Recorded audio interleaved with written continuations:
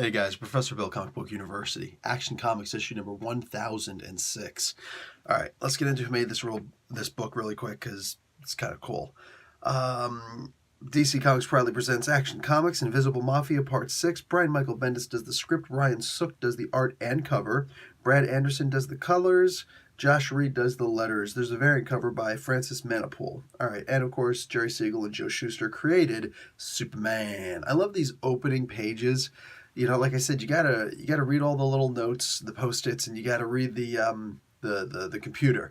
The Martian Manhunter sex scandal, revealing images too shocking to print. I love how self-aware that Brian Michael Bendis makes his comic books, because I forget exactly which comic book issue that was, but it was Martian Manhunter issue number 1 of 12. Yeah, by Orlando. Really freaking weird, man. I don't know if he's making fun of us or making fun of the comic or making fun of the situation or just making fun in general. Either way, yeah, that's great.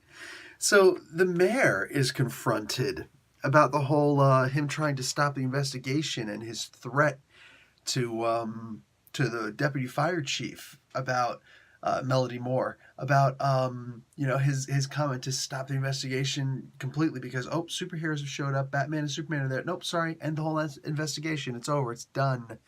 Well, we still don't know who did that, but we do get to find out that Leviathan is actually the company that bought the Daily Planet. Oh, that's interesting. That is very interesting. Okay, now, like, this is like Jeff Bezos buying the Washington Post. It's like, damn, now he's got a voice. Now he's got a legitimate voice. That's crazy, dude. We get another confrontation between Red Cloud and and Superman.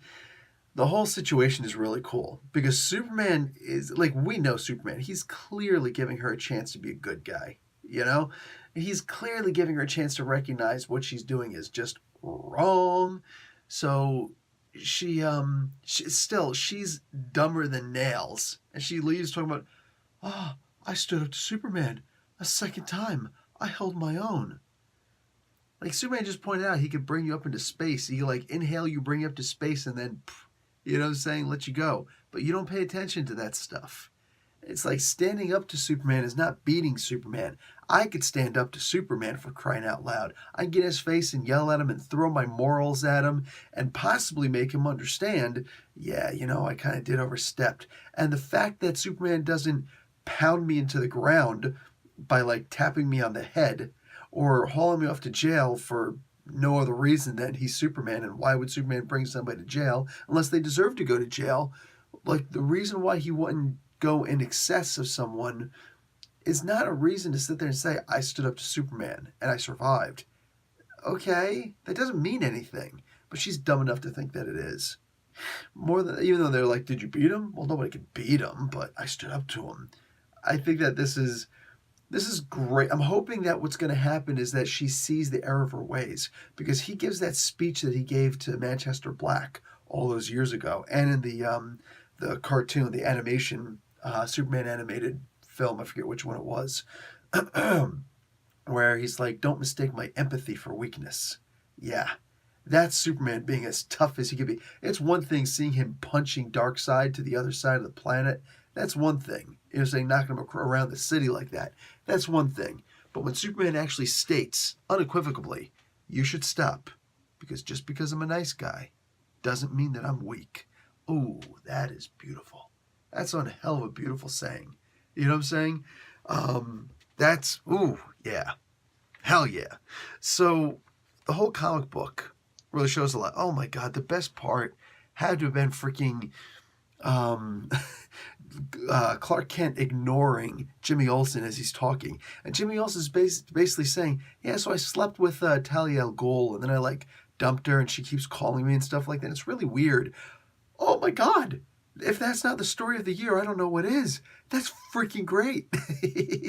Also, anybody else noticing the little Black Hawk symbols showing up all over the place? I just read Flash number 61 before I read this, and the Black Hawk symbol was in that. They were wearing it and all that stuff. And now in this comic book, there's the steak and grill, Black Hawk steak and grill or whatever.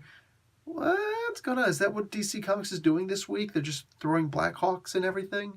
Anyway, the end of this comic book, spoiler, the last page of this comic book is interesting because I don't know what that is. Is that the car that Superman picked up on the cover, at the very least, of issue number 1 of Action Comics? Because that's funny. Like, same color and everything. It looks the same. I didn't go up and look up the image. I'm sure I should. But I think that might be the book. And I don't know why exactly that would be there, but it would be the idea of they know exactly who Superman is. They know all of these situations, or they're trying to figure these things out. I'm impressed with this comic book, man. That's one thing. Y'all, there's a lot of people who are just like, Brian Michael Bendis is ruining Superman. No, he's not.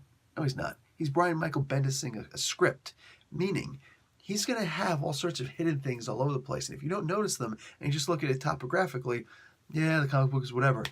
But he'll put in things that you don't know exactly why he's putting those things in.